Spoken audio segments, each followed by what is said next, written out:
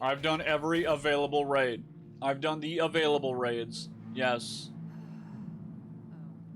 Yes. Wrath is available. How? What? Where? I've done all the available raids in D2. Moving on. Alright, I took a couple of notes, so if you see me glancing up, I'm looking at my notes here. I got like a list, a quick list for myself, okay? Alright. I'm gonna start off with VOG because it's the first picture there. We're gonna do Vault of Glass. Vault of Glass, man, was really cool. My first raid. I'll be honest. I'm just gonna be really I'll try to be concise, whatever, we'll see. My first raid, so it'll always hold a special place in my heart, man. It will. It will. When I think about it, the first thing I think of is the Gorgon Maze and how cool that fucking section was, honestly. I think for me, man, Gorgon Maze is like the best part of the raid. It's like peak exploration. There are multiple paths that you can take to end up, you know, to get to the little cave entrance that you gotta find. I think I got pretty lucky and I found it fairly quickly. Pretty fast. But I also died a few times before we got there. And it was a fun time, man. It was a good-ass time. And it was really exciting because as good as the combat and the gameplay is in Destiny, it's always nice to go into a piece of content and do something that's not always just shooting enemies or blowing them up with your abilities. So having that chance to go through the maze and play like what felt like almost like a pseudo spy mission, you know, because they can track you, they kind of patrol the area and then you got to sneak by. Like it's really cool, man, and I love it just for that, to be honest. The other thing that I think is really good about it is I think Vault of Glass is pretty new player friendly as well. It's solid for new players. Like again, it was my first raid. For most people who play Destiny 1, from what I understand, it was their first raid.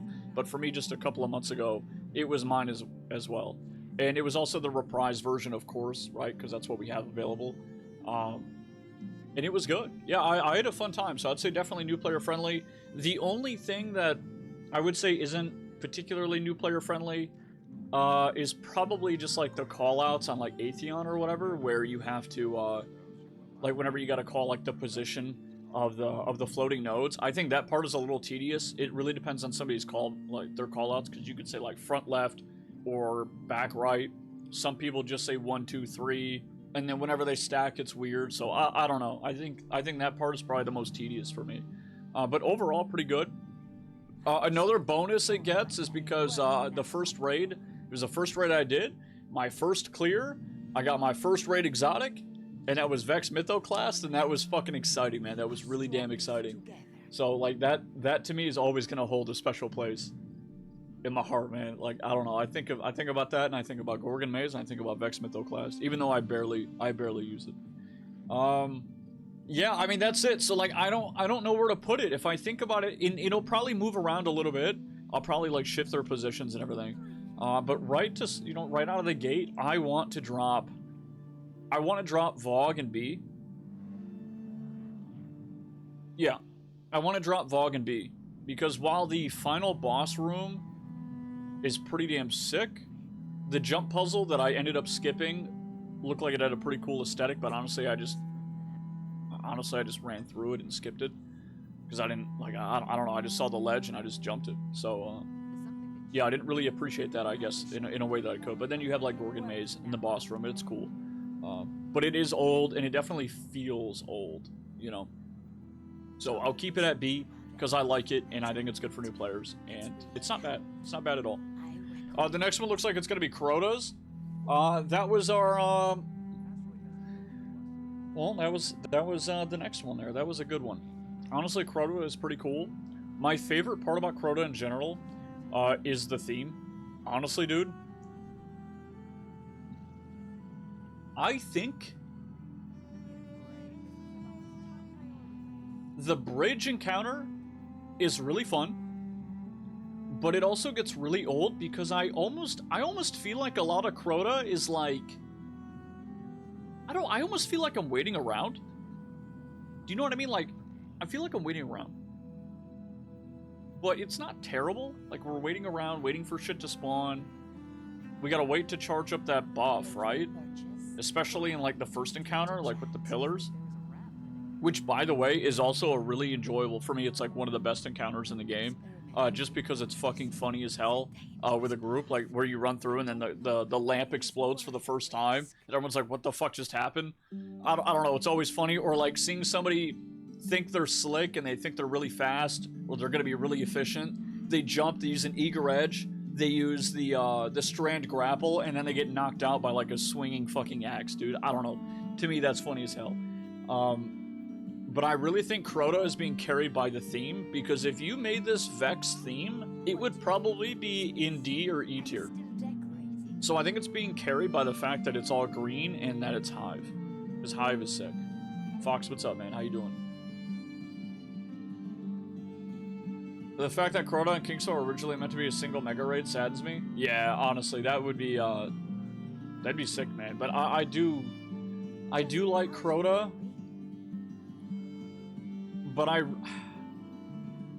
the final encounter is so fucking boring, by the way.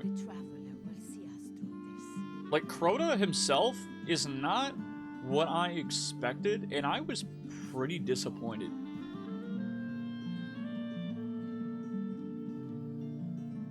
He's fucking boring. And you know what? He's also really, he's even boring in Eternity, man. Dares of Eternity? I don't know. It just feels like a really unengaging, like, encounter. I feel like the only exciting thing about it is, like, passing the buff. That way people can hold the sword and then break the shield. Using swords is so nice. It is unique in that, like, you want to leave some of the ads below the bridge so that everyone gets surrounded, and then you pull out your surrounded attrition or surrounded whatever sword, and then you beat his ass. I will say that is really cool. I do enjoy that part of it.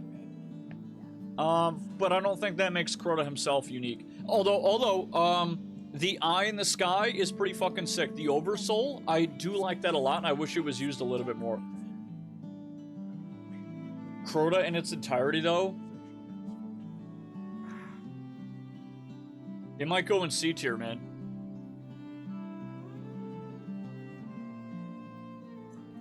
For now. C for Crota. And B for Bog of Ass. Yep. Thanks, Galvanized. Okay.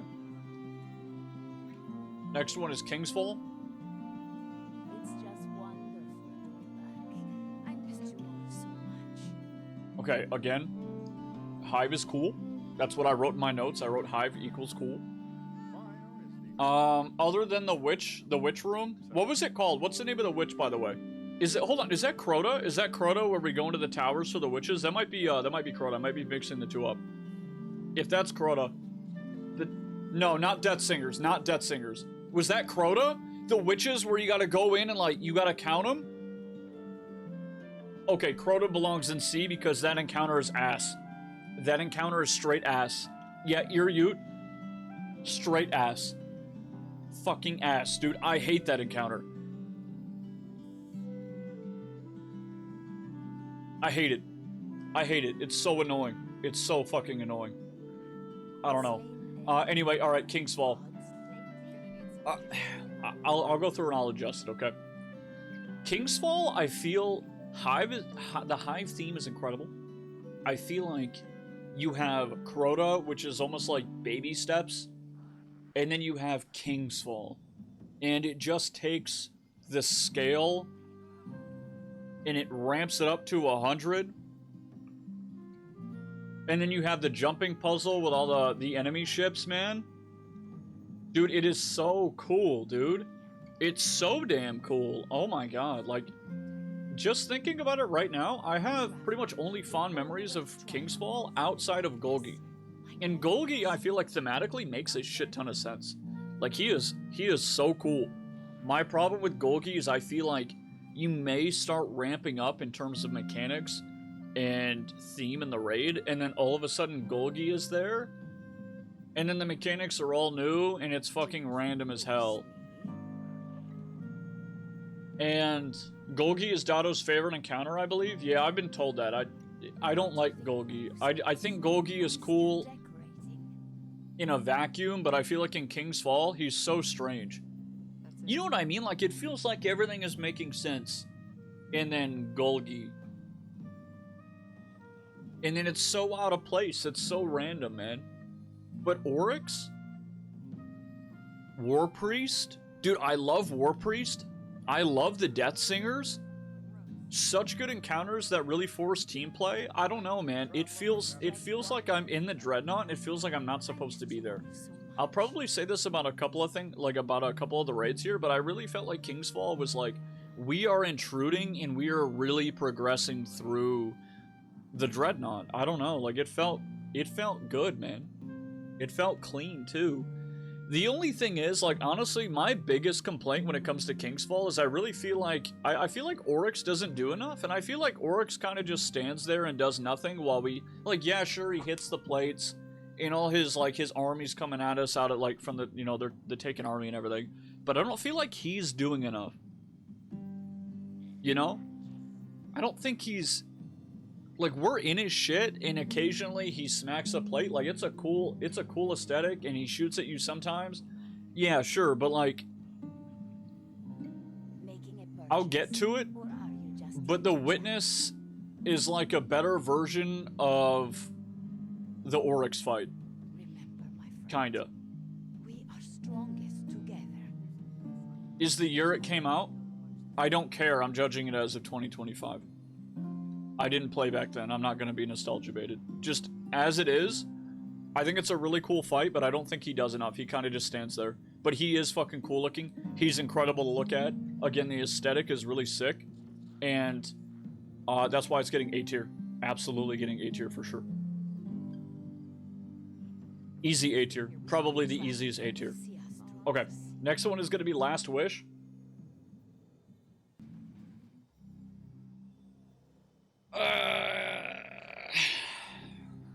It's been a minute since I've done it, so I wrote notes. Yeah, so you know what I put for my first note? Pressure plate room is cool, like the first big encounter. You know, with the door mechanics and everything. What's her name? Kali? But I think power scaling kind of ruins it.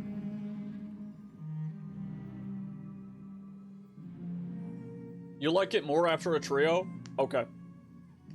I just think that I think power scaling kind of crushes the raid a little bit. It's the same thing with Kali, and then the same thing with like Shirochi as well, where there's not a whole lot of pressure. Shirochi, because of the damage scaling and the power scaling, it kind of feels like we're just on this big waiting list and the mechanics are in the way of us killing the boss.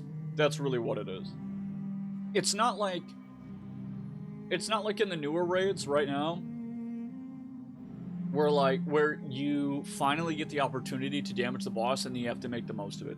I wouldn't hold power scaling against it. I'm not going to hold power scaling against it. I'm not. But what I'm saying is that as much as I like that encounter, I don't think I'm able to appreciate it as much as I would if I was able to play it a few months after release or a year after release like I've done with Salvation's Edge, right? Riven is probably one of the coolest raid encounters I've ever seen in a game. Just the aesthetic. Like seeing Destiny's version of like a dragon, and the way that they've done it with the eye mechanic as well is so damn cool. Like you have the eye mechanic, don't you have like a taunt mechanic whenever like the tail or the thorn like stabs the ground and you can shoot it? Is it to keep her in the room? I think that's what it is. I could be mistaken. I did it legit, like after we did it legit, we just cheesed it after everybody does. The floor mechanic is kind of cool. It forces team play. There's not necessarily just going to be like an ad clear. I mean, I guess there could be. You got three people per room, one ad clears, one stands on the plate, and one shouts like where shit is. I think it's a cool encounter. And then you have the eyes too, where like the other team, not enemy team, but the other team has to kind of coordinate with the one team and say like what the eye combo is. You got to look at Discord and you got to see the picture. That way everyone's numbers actually add up, because some people left to right, some people like up to down. But it's really cool, man. I like it a lot. What's the name of the monstrosity? What's that one encounter? I think I wrote it down. What was it? Morgeth? Is it Morgeth? Morgeth is really fucking cool, man. He's really cool, but he's really boring, and I didn't really enjoy fighting him after the first time I fought him. Like, it was like halfway through damaging, I was like, this is really it? Like, that's what it was. Like, that's all it was. And I don't know. He's cool aesthetically. It looks like he's got a big dick on his side, like when he's curled up in the ball. I've pointed that out before, but doesn't really matter. I just think he's boring. I don't know. Morgeth is who I'm talking about. Yeah. Yeah, that's like the biggest knock, man. That's probably the biggest knock. Any questions, dear? I'm gonna mention Vault because Vault's hard. Vault's a pain in the ass. Will see us through this. I can fix this. Vault's scary, man. Vault is an encounter that I kind of know how to do now, but if I went through and I did it again, I would definitely need to think about it, and I'd probably need to be reminded as to how it goes. It's not as simple as, like, once you get it, you get it. It's almost like you have it when you're doing it, and when you're not thinking about it, therefore it's gone. And I know you could say that about anything or a lot of the raid mechanics, but I feel like a lot of them are intuitive enough to where they stick with you forever. Or at least for a pretty decent, you know, for a couple of months, whatever, till the next time you do it, as long as you don't take a break. But Vault is just like, it's an isolated mechanic, and it's also isolated in theme. So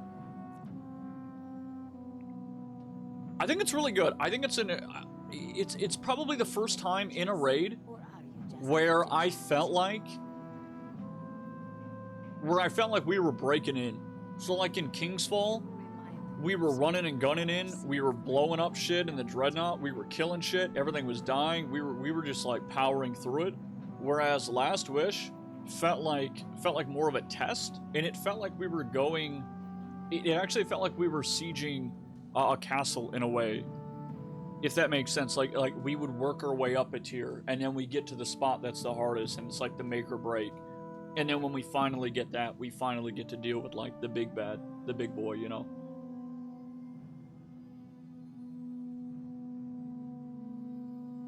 I think I had another note, and that was essentially that Queen's Walk is cool the first time, but it's really a slog after. I think it's cool the first time. It's amazing. Like, it feels cinematic. It's theatrical. And then you do it again, you're just, I don't want to fucking do it. Did you miss me? Hear me out.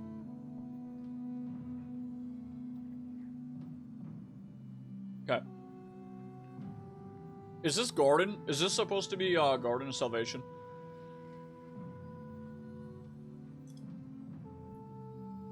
Garden of Salvation?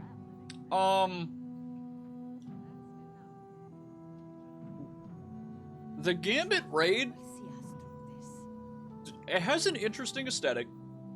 I like it. I like the idea of rundown, mossy, overgrown high technology. I love that. It's really cool. It feels grounded in a way that a lot of the other raids don't. And for that, I really appreciate it. For me, like, I think of Destiny, and for some reason, I kind of think about Working now after Garden of Salvation aesthetic. I don't know, like, I think about, like, you know what I mean? Like, I think about, like, whenever I think about Destiny, I'm like, high technology, rundown from the past. Some of us had the ability to use said power and equipment. And I don't know, like, it's such a sexy aesthetic. It's damn beautiful.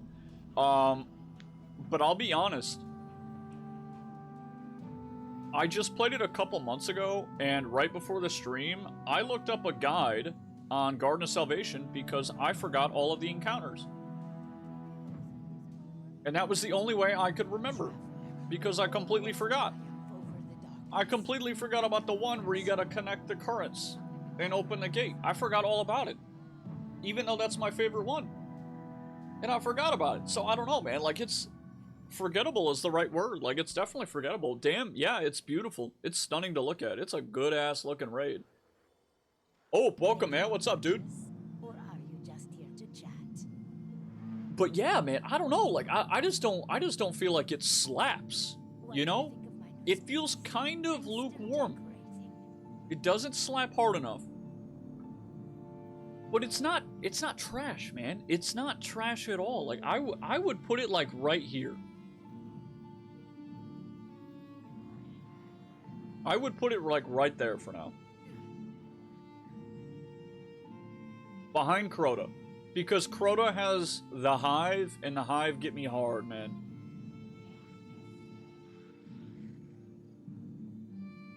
Yeah. Criminal? No. Okay. I don't know. You guys, everybody's gonna have their own take, right? Everybody's gonna have their own take here, but I don't know, man. It's not the worst. I don't think it's the worst. I think Garden of Salvation is extremely average, which is why I would put it in C. Alright. The next one is, I think that's Deepstone Crypt. I took a couple notes on all these. Right out of the gate,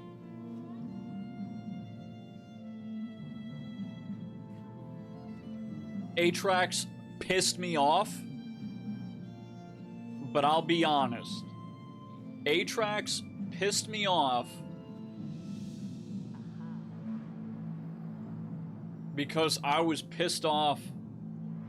Honestly, I was frustrated with Ginger that day. I was so frustrated with Ginger, man. Nothing, I'm not knocking Ginger. We've both been wrong about shit. Absolutely. But trying to, like, it felt so, like that fight felt so tedious to me. And then, like, it was like wrong information was being insisted upon, and I felt like I was being gaslit. Oh my god. And then once we got it, it wasn't a relief. It was just like, what the fuck, dude? Like, I'm already annoyed. And then the fight was tedious. Okay? The reason I want to address that first is because when I think back on it, I think it's a good encounter. I think it's a really good encounter. I think it's extremely unique. I love that there's like an upper level and a lower level. We actually have to blast out to space. I think that's fucking cool. It's very cool.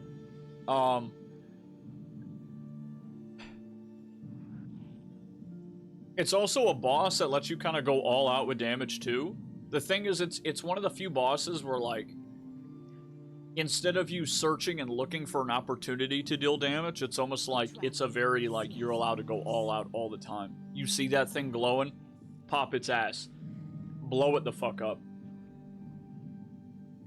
It's cool, man.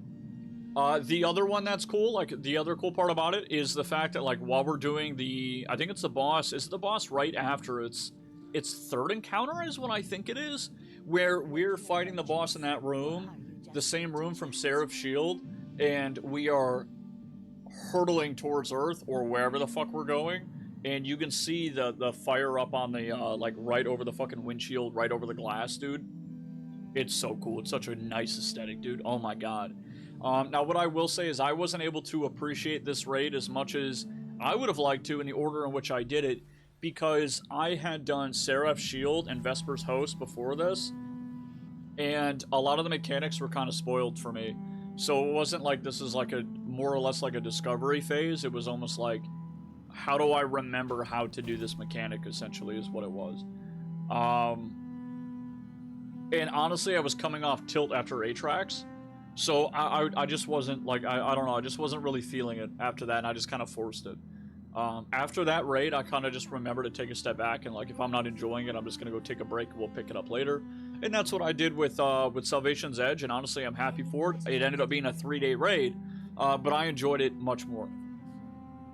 Now, I will say, that was my experience with it, but I think the raid overall is incredibly good. I think it's well done. I think it's got easily, I don't want to say the best, but I want to say it's tied. It's probably up there as tied for the best jumping puzzle in the game. And I think it's probably second to, like, Seraph's Shield. If that's the one where you're outside and you get, like, you get that music. But you also get it in this. You get, what is it called? Deepstone Lullaby, I think? The traveler will see us through this. So good. Dude, it's so good. If I wasn't salty, bro, I might have had a tear, dude. But it calmed me down. Like, it actually calmed me down after the salt. I don't know. It is good, dude. Right after the intensity of Atrax, exactly. It's oh.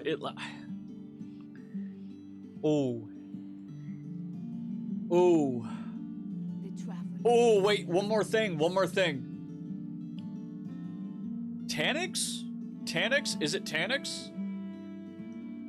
Taniks is fucking boring, by the way. Taniks kind of sucks, man. Like, I don't know. How do you guys feel about Tannix? I don't like Tannix. I thought Tannix was kind of boring. He felt a little bit too on the nose. Maybe a little bit too easy. Like, it wasn't interesting at all. I have one clear of SE, Overall, I think DSC is great. I think it's got a solid aesthetic. I think it has some shortcomings. It shares too many mechanics with too many other pieces of content that I've done before. And honestly, the mechanics are okay, but I think the mechanics that are done in this are well done during A tracks, and then outside of that, it's done well in like Vesper's Host. I know it's not the same, like you have the bubble, you gotta shoot off their head, but I don't know. I would almost, if it wasn't for the section with Deepstone Lullaby, like if you took Deepstone Lullaby and like let's say you put it in Vesper's Host, I would say Vesper's Host outright is just better than Deepstone. Even with being able to go up in the pods and shit. I think it's an A tier. I personally enjoy King's Fall more than Deepstone. I also enjoy King's Fall more than Last Wish, but I think Last Wish is more of an impressive raid. It feels more involved and it feels more cinematic, so I'll keep this in that order for now. I know this isn't gonna be like gospel, but yeah. All right. Vow of the Disciple, Vow of the Disciple, man. Vow of the Disciple. Glyphs.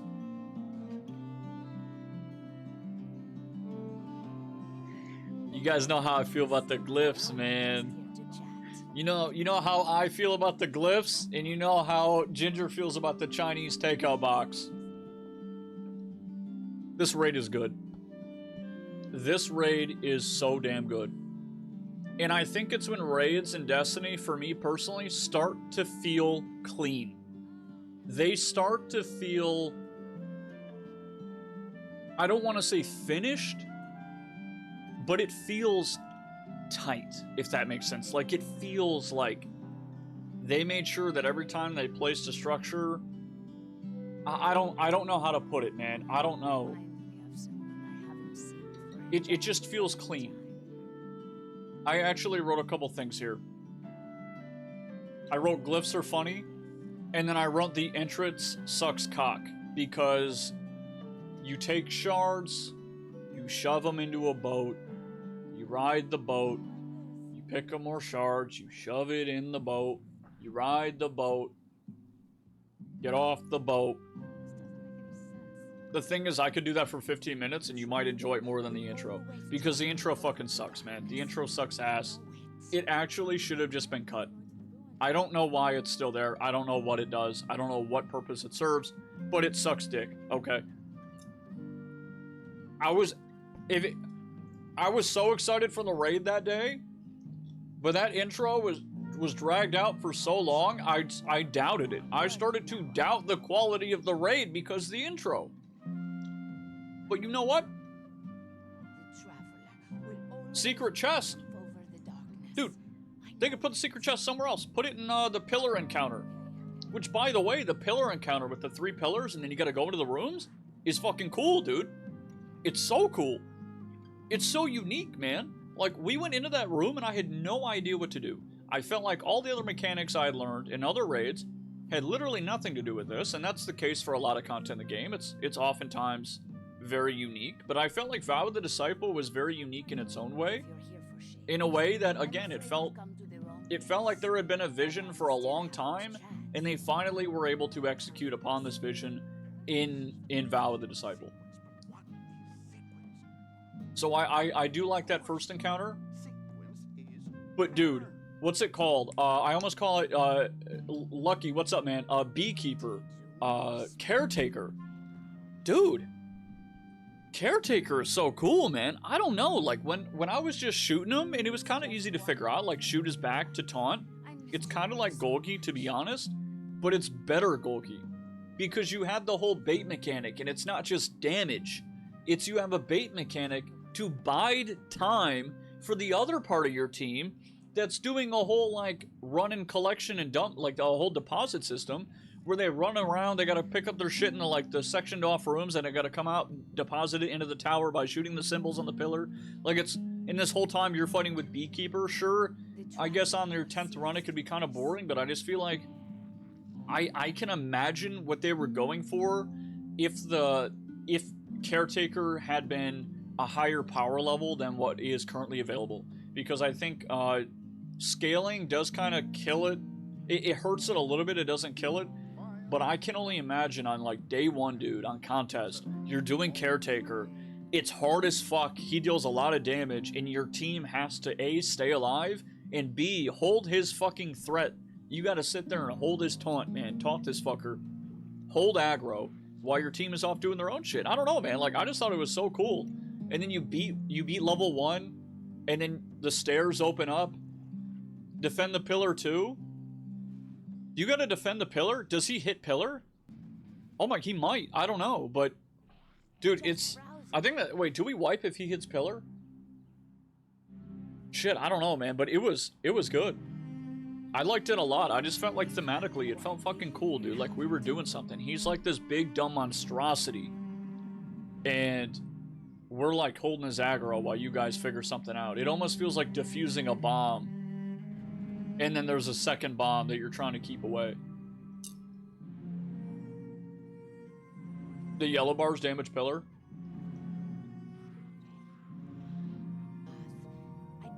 No way, dude, no way! Come on, man! 8 minutes ago, this happened last night. Anyway, fuck. Successful result of Rollick's experiments, feeding him Scorn Hive worms? Jesus. I think Caretaker is better Golgi. I think it's better Golgi by far, man. But it's good. It's good, and you know what? I wasn't sure about Vow because I was never really on the whole aesthetic of, like, the very clean architecture. I really like the rough shit for, like, the Hive. But it's grown on me, man. It's really grown on me. I've really grown to truly appreciate that aesthetic in Destiny. Something I never really thought I would. I've also never really been a big, like, sci-fi guy. I don't know, I was kind of surprised that I ended up liking this one so much. And then you got, like, you got the insane skyboxes, man. Which I will say, Crota had insane skyboxes. King's Fall was pretty good too. But man, you got the Leviathan, or a worm god, one of the giant fucking things, and it's sitting there underneath the Chinese takeout box, and it's just blasting it. And it looks so fucking cool off in the distance, man.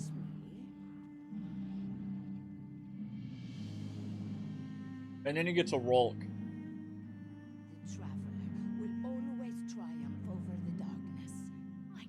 Then you get to Rolk, okay? I think Rolk is pretty cool. I like the idea of us being up there, fighting Rolk, and he's sitting there like holding a barrier trying to keep us from entering and getting close to him, right? And we're slowly and arduously pushing through that barrier by doing this puzzle. You have some guys doing call-outs. You have other guys grabbing the power. You have other people that gotta remember to split the power.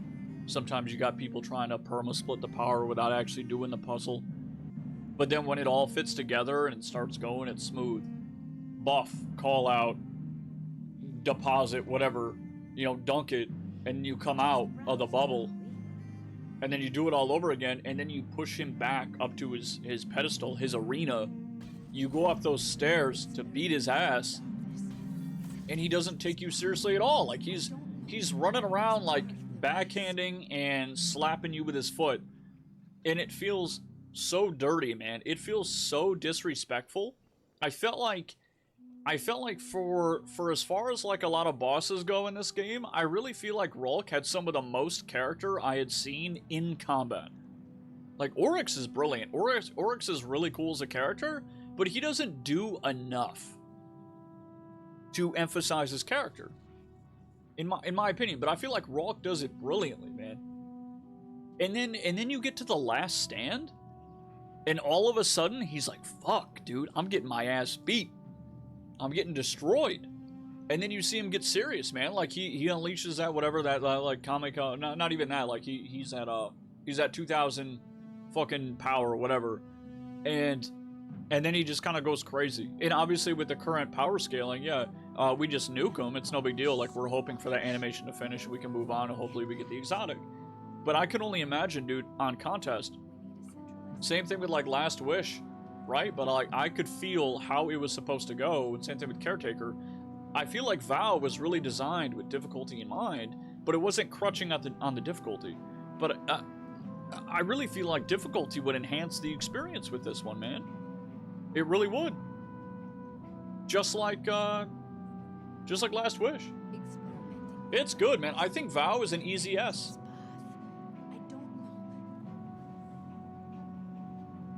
I almost skipped. Remember I pulled out Mountaintop, and I jumped from the bottom up to like tier 2 or 3, and almost accidentally skipped a ton of shit. I like that you can do that. I like that. But at the same time, doing it was kind of bad, right? Because you don't get to soak everything in. But damn, does it look good, man? It's a good-looking raid, man. It is a sexy raid. This is another one where we walked into it and I felt like it was fucking clean, dude. You know what? Root of Nightmares gets an instant plus for being released around, was it Lightfall?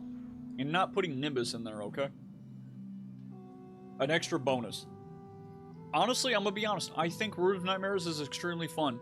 I think it's a very fun raid. And honestly, I think it's incredibly new player friendly.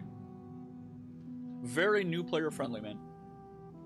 I think the mechanics are simple. I think they're fun. I think if somebody comes home from work after a long day, you know, and they go through with a bunch of buddies, they pull out they crack open a couple of beers and they're just chilling and they're just playing their fucking game. I think a Root of Nightmares is the perfect raid for it. Now, if you were at full mental capacity, Root of Nightmares mechanically leaves a lot to be desired. And it doesn't really feel like it ever grows in mechanical difficulty outside of maybe Nezarec, where there's a white mechanic and you have to keep an eye on what color he shits, right? Like where he farts and he has the gas, and then you got to keep an eye whether that's light side or dark side for the aura. And I feel like that's about where the difficulty goes. That and you got to like keep taunt going, right? And that's fine. That's fine. I think Root of Nightmares gets too much hate, and I think it has its niche. But yeah. I can only imagine, with the limited number of raids that Destiny has, the community waited a long time to get this raid, and it was as easy as the first encounter, or honestly, like, I think... Dude, I would argue that Root of Nightmares is on par of in difficulty as, like, Prophecy. The Prophecy dungeon. And for a whole ass raid, that's crazy. But again, I think it's beautiful, and I think it's a great raid for new players. Seriously, I think for a brand new player, I would do like Vogue, like I did. I would do like Crota, Garden of Salvation, and like Root. Absolutely. And then put them in like Deepstone. Not because it's easy, it's kind of hard. It's actually really hard. But you got to do that jump puzzle, man. Deepstone Lullaby. Dude, Deepstone Lullaby legit makes me want to put it in S tier, and I really want to. I just don't feel like I enjoyed the rest of it as much.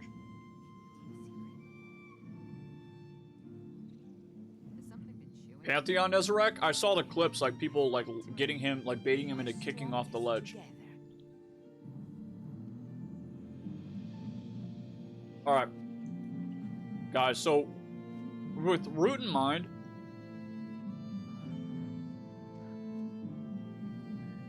I think Root is incredibly clean, and I will say, despite the lack of mechanic complexity, I still think it's a very clean raid, and it's of a high quality build, if that makes sense. Like, it feels like it was crafted with care.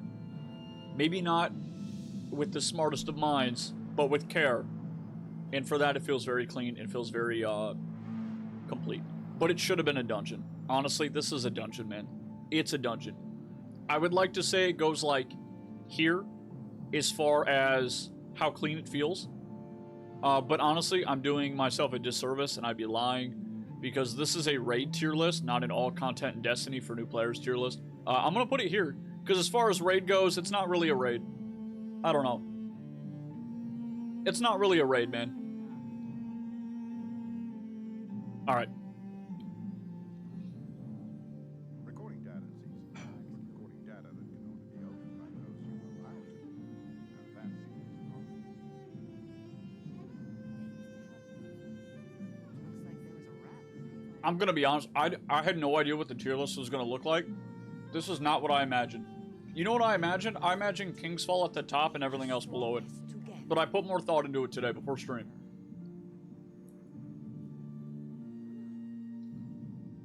Kingsfall is good, man. Like, I love Kingsfall, dude. I really do. I really do, dude.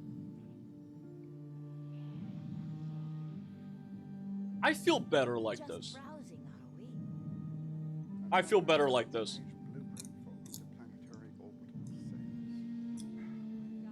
Last Wish is stunning. Oryx should do more. God damn, Oryx should really do more, man. I don't like the lighting in Last Wish either. It feels like Verity, but worse. Blinds. Alright. Alright, guys. Alright, alright. Salvation's Edge.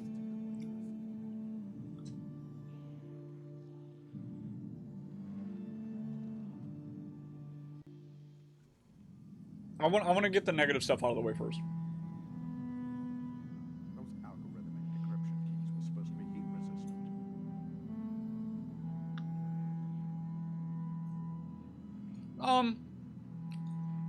I didn't write anything negative. I wish I could do more, but I am You know what? now after I wrote 2 things down that are kind of negative. Verity hurts my fucking eyeballs. Verity is too bright. I turned down my brightness to a 2 for the rest of the encounter. I came out, and I felt like shit was way too dark, man. My second complaint is about Verity. I think Verity is one of those encounters where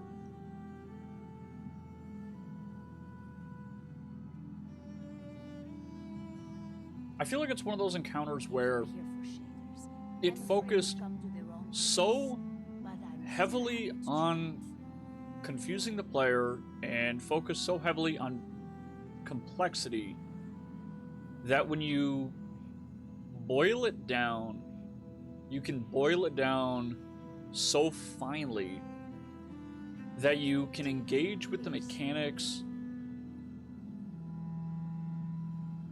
in a way that doesn't feel natural to the intended experience. haven't seen for a long, long time. What I mean is, like, I don't know how to articulate it other than that. It's almost like you learn how it works and then you do it that way, not because it felt natural, but because that's the way it's ought to be done. Does that make sense? Yeah, I feel like Verity is a curveball. Like a damn hard curveball, man. Like it's just fucking whipped at you, and then once you figure out, you're like, this is what needs to be done, but I don't feel like there's been anything up until this point that has given me reason to do it this way. Does that make sense? It almost feels like Verity in itself is a vacuum. Like, I felt like I was transported to another place in Verity. It's just wonderful to be back. I missed you all so much. I don't want to say it's out of place because it kind of matches the aesthetic. Computer languages are It definitely does. I honestly think it's there to torture the player. Yeah, and Verity provides no indicator of progress. I find that to be really unfortunate, but I can understand. Questions, dear? And honestly, to me, that's why Verity is probably my least favorite encounter. But the problem with saying that is the fact that the list is so tightly wound that saying it's my least favorite encounter in SE isn't inherently a negative, because that means that it's still above a lot of other encounters in the game. You start off... I do like it. I do like Verity. I do. You start off in SE by picking up a resonance and depositing it into a box. Then, a door opens on a wall, and on that same wall, a door opens in the corner. You go into two teams, you do your thing, you run around, you all end up back in mid, you do your thing, and then you keep doing this. But while you're doing this, you are taught a mechanic with the plates and with the towers and the resonance. And then this carries over to the next encounter with the plates and with the resonance and with the pillars. And then you kill a boss, right? And that's I think that's arguably a more satisfying encounter with the three pillars and the three teams. And then from there, you move on to the next one where it's more about the plates. And then you do it, and then you go to a next room. And it feels very natural in progression. You maintain the plates and you maintain the pillars and you bring it all over. It's a slightly different twist, yet it's still testing you in a few different ways, right? And it all kind of makes sense. You're always playing with the resonance. And then you get to Verity. The pillar's gone. The pressure plate's gone. The resonance is gone. Now you have shards of shapes, but the resonance is gone. So everything that you learned up until now doesn't... The only thing that really stays consistent is the theme and the shapes, right? But I think other than Verity, the ramping, almost like the gradual ramping of design feels so natural in Salvation's Edge. Like, it's still very challenging, but it starts to feel a natural, like a natural graduation through the content, except Verity, all the way up until...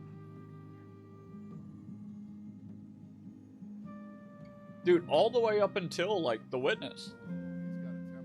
And then in the Witness fight, man... Dude, you get to the Witness, and there's no plates. There's no pillars. But there's the Witness. There's a thing in the middle. Enemies, and then you have the hands. You have the hands, man. And the thing is, it could have just been anything. It could have been any hands. It could have been literally anything. It could have been a bunch of dicks coming out of the wall, man. But the reason they chose hands is because the Witness has a shit ton of them.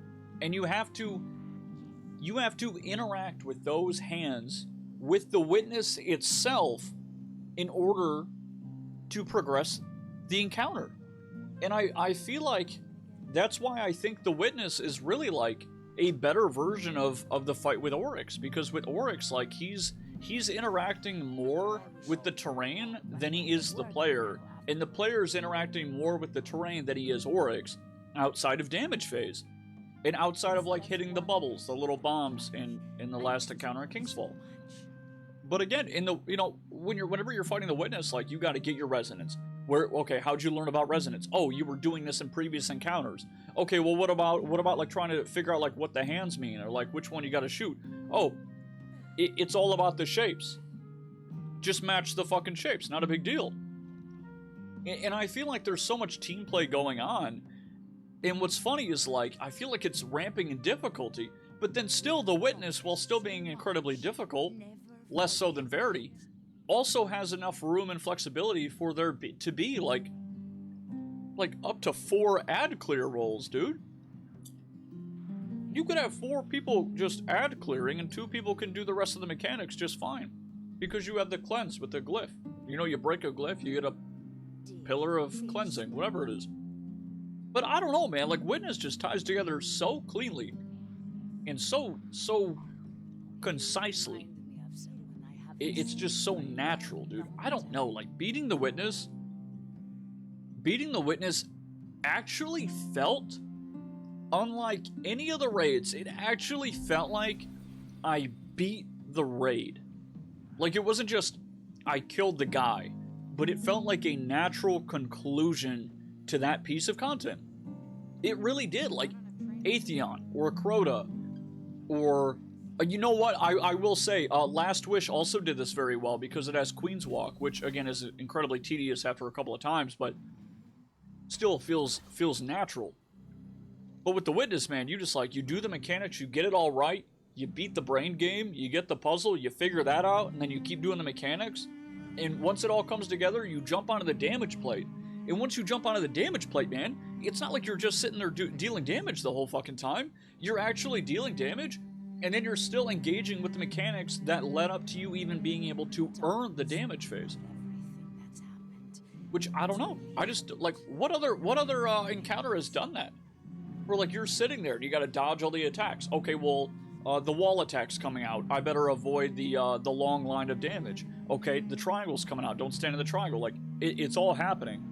And then the Witness has its own attacks, which you already know about because if you've passed the test, you know, the Witness tests you still have to jump over the wave attack. So you have to jump. So you also have to jump inside of the damage phase. And I just feel like it comes together so perfectly, where I don't know, like it's all in sync, man. I know it's kind of rambly, but like it just feels so concise. It feels well made. It feels incredibly high quality. And I'm a little bit worried as to whether or not the raid following this will live up to SE. Not just in theme, man, but in quality. Rolk is kind of like that, especially during Pantheon with his clone too. Rolk is definitely good. You definitely reuse the mechanics as well. Like, that's why it feels like there's a natural order of progression. And I think the raids that do that the best are Valve the Disciple and Salvation's Edge.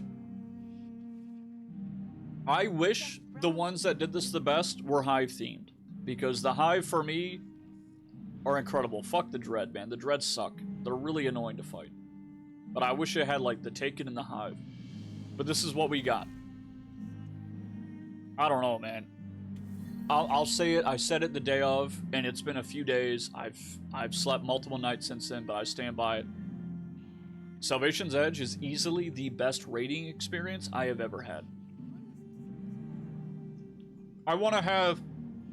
I'm hoping in Frontiers, we're out there, our Dreadnought gets thrown in its own pocket dimension, kind of like how Ship Indigo did. I think it was Indigo. I'm not talking like Awoken specifically, but I'm saying it'd be cool if we got some like Taken magic. And we end up, I don't know, having like a Taken super or two per class. Sweet. Yeah, Salvation's Edge is really good. However, in the end of the day, it's a little bit too hard for general player base. Even in my own clan, we really didn't want to teach this. Yeah, that's definitely a negative. It's definitely a negative, yeah.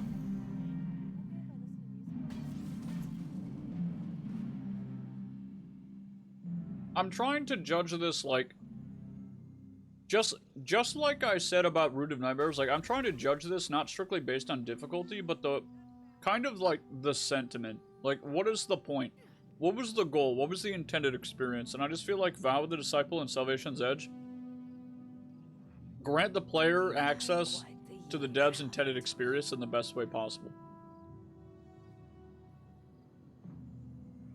I'm not, guys, like, I'm not just saying the difficulty. I don't just mean difficulty. But in quality, like, it doesn't have to be as challenging, but it can still be as complex without it. Like, it can still be interesting and of a high quality without it being super, like, it doesn't have to be gatekeepy, if that makes sense. Its life cycle died a lot earlier than with other raids. Salvation's Edge? Yeah. It was too hard.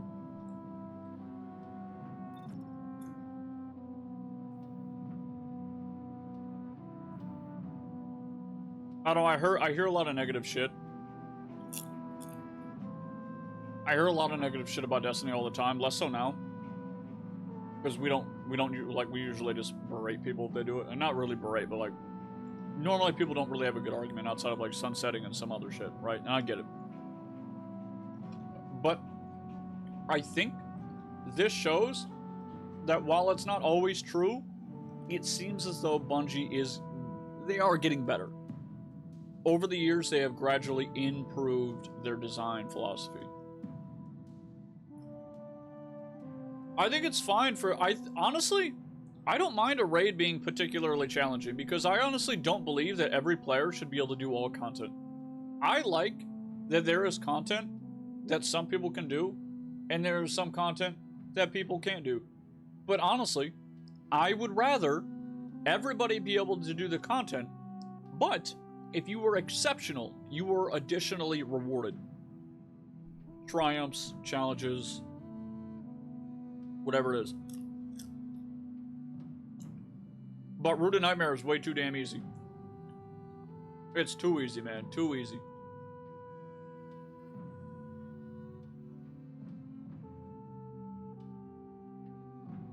I've always, like, for me personally, I've always loved the idea of playing a game and there being a piece of content that I am just not good enough to play. And I don't mean artificial difficulty. I don't mean artificial difficulty. I mean like genuine difficulty. Salvation's Edge was hard, man. I almost broke at Verity, dude. But you guys did tell me this is the hardest piece of content in Destiny, so I came mentally prepared. For the most part. I had to take a break that one night, but yeah.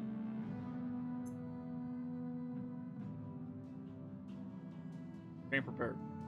And I think that's what it is. Like, you just gotta be ready for it. And you gotta have time, honestly. You gotta have time, you gotta have willingness to learn. It's a good raid for the end of the saga, however, you can't make it 2 hour. Most people don't even clear it, but also when you do, RON, it will become a joke in the community. True. True. You know what it is? You know what it is, though, at the end of the day, honestly, in my opinion? And this is gonna sound elitist, but I do not mean it this way. I do not mean it the way that it is going to sound, because I know it'll sound bad. But a lot of people play video games. A lot of people play video games not because they want to be challenged. It's okay to be elitist. Generally, I don't think so. I don't agree with that. I think generally people play video games. They don't actually want to be challenged. They want to feel as though they were challenged and overcome it. Because at the end of the day, while Salvation's Edge is extremely difficult, you know what made Salvation's Edge a lot easier for me to just kind of digest? It was reminding myself that it was made to be beaten. And that it is not unbeatable. And that's the thing, is like, it was made to be beaten, man. As are all video games. They are made to be beat. And I think a lot of people forget that. And a lot of people hear all the elitism and all the shit online. They hear all the dumbasses saying things like some content is too hard. And then they hear the really good people saying... And then they hear all the really good people saying something like, yeah, this is the hardest one we've ever done. That doesn't mean it's unbeatable, though. Not even close. I'm a dumbass, dude. If I can beat SE, and I know, like, it was, I don't want to say it was 100% blind, but I would be comfortable saying it was like 90-95% blind. Outside, because we did get a couple of hints from the Sherpa who was there. We did get a couple of hints 100%. But I was lucky nobody dropped a BM spoiler in chat. I also had time to, like, go to sleep and wake up refreshed and do it, sure. But so can you, so can anybody. You know, like, it's beatable, man. It can be done. If I can do it, like, anybody can do it.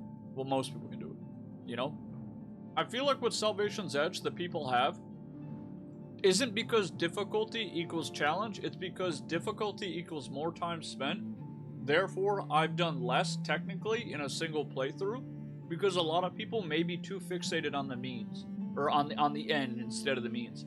It's kind of like how people really enjoy fast traveling and flying mounts in games, when instead the gameplay session should be built around the journey instead of simply the destination. So a lot of people would rather, like, they don't want to do SE because it takes a lot of time, and when they finally beat it, I've only beat one word, one name. I've beat Salvation's Edge. Whereas if they go do a dungeon, it could be one today, one tomorrow, one the next day. And I know that's not like the only thing, but that's how a lot of people are, man. It's like fast travel, and like I've been playing a lot of Skyrim. If I fast travel with this mod pack, I get charged 100 gold to go from like my homestead outside of Whiterun to Whiterun. If I go from like Solitude to fucking Falkreath, I'm out thousands. So I'm not fast traveling all the time. And sometimes I sit down and I play Skyrim for 20 minutes, man. I sit down for a minute, I just want to chill out, take a breather. I play Skyrim for 20 minutes. 10 minutes of that is loading it up because the fucking mod pack is a bitch. And then I go run around. But you know what? It's part of the journey. You know, I've played the game. Like, what always ruins games, like, whatever ruins a game for me is a checklist, man. It's why, like, I grew up with, like, my mother and my stepfather playing a lot of World of Warcraft. But I find that, like, I can't go back to that game more than a couple of weeks because I feel like it turns your progression into a checklist rather than your progression being tied to the journey. And then you got like Guild Wars 2 where it's like the progression isn't obvious enough or meaningful enough for me to like enjoy the journey. Because you do need a little bit of both. You need both, man. You can't just run somewhere with no end in mind. You need to go somewhere, but there needs to be nuggets of dopamine along the way without being overwhelmed, you know.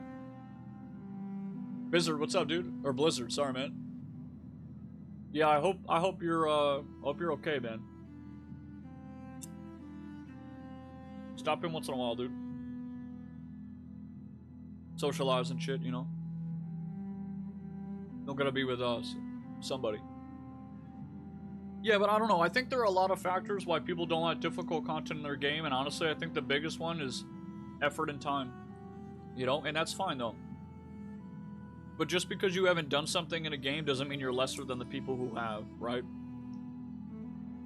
Despite what a lot of people would say, your raid report doesn't fucking matter. Okay? It doesn't matter. You never beat SE? Cool. Cool. Just don't talk shit. Just know your place. I'm not saying like a mental thing, but like, yeah, obviously don't talk shit. You haven't done everything in the game. Don't say I'm the best player around and then like, you're shit. But at the same time, like, don't be worried about it. That's the thing, is like a lot of people play games for their own reasoning, dude. But a lot of people also play games for like their fucking pride. They're like, if I'm not the best, if I don't think I'm the best of the game, then I'm not enjoying the game because I get my sense of pride from my video game. It's like, that's fine, but if you're gonna get your sense of pride from your video game, you better be fucking good at it too. Don't be shit and like drive your ego. You should check this out. What is this? SE is good for what it is. I like it, but I doubt they will do a raid like it in the next few years. You're probably right, man. It's just not accessible. Yeah, for sure. I'm glad they did, man. Especially after knowing about Rooted Nightmares. Imagine if they kept doing that. A raid made for nobody versus a raid made for the few. The content made for the few, higher, I don't want to say like higher quality, but the players that are able to play at a higher level, the content, if you look at the quality of the raids, man, from difficulty, honestly, this is almost scaling difficulty. Look at the tier list. I didn't realize this, but it's almost scaled in terms of difficulty outside of this. But it's because the challenge, it forces them to think in ways that they wouldn't otherwise be thinking in because they want to challenge the player. And it results in a higher quality product, you know? Did I do Riven legit? Brother, I did all of them as legit as I could blind. And then I ran it again to get the exotic and I cheesed it. Of course I did. But yeah, my first run, I think it was pretty legit. Our damage was pretty high, I'll admit. But sure, yeah.